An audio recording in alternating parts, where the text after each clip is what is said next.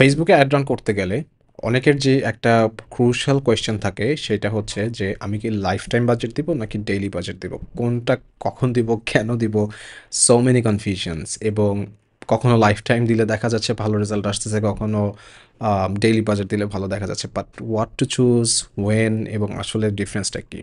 Quickly যদি বলি, life time budget হচ্ছে আপনি ফেসবুককে বলে দিচ্ছেন যে আমি 1 তারিখ থেকে 10 তারিখ পর্যন্ত একটা ক্যাম্পেইন চালাবো এবং আমার বাজেট হচ্ছে $50।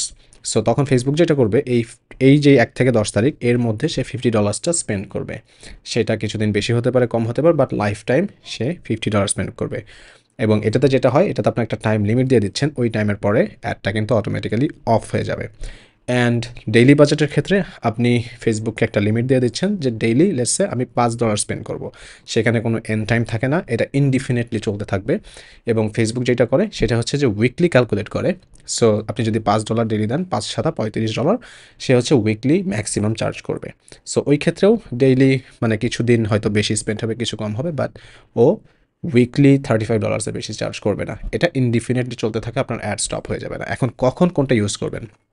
যখন আপনি কোনো স্মল প্রমোশন টাইপের কোনো কিছু চালাচ্ছেন, লেটস সে 1 উইকের জন্য আপনি কোনো একটা প্রমোশন চালাতে চাচ্ছেন, বা আপনি এনগেজমেন্ট ক্যাম্পেইন চাচ্ছেন, বা আপনি পেজ লাইক ক্যাম্পেইন চাচ্ছেন, এই টাইপের শর্ট বার্স্ট ক্যাম্পেইনগুলোর জন্য আপনারা লাইফ টাইম বাজেট ইউজ করতে পারেন। যে আপনি এটা সেট করে দিলেন এবং এর বাহিরে ফেসবুক মেটা আপনার কাছে চার্জ করবে না, এবং আপনি যদি ভুলেও যান, in that case you won't be charge that much. আর লাইফ টাইম বাজেট হচ্ছে তখন যখন আপনি অপটিমাইজড কোনো অ্যাড রান করতে চাচ্ছেন, টেস্ট করতে চাচ্ছেন এবং লং টার্ম একটা গোল নিয়ে আগাতে চাচ্ছেন, তখন আপনি ডেইলি বাজেটটা সেট করবেন। So this is are the major differences between life time and daily budget. So whichever is like suitable for you, do use that.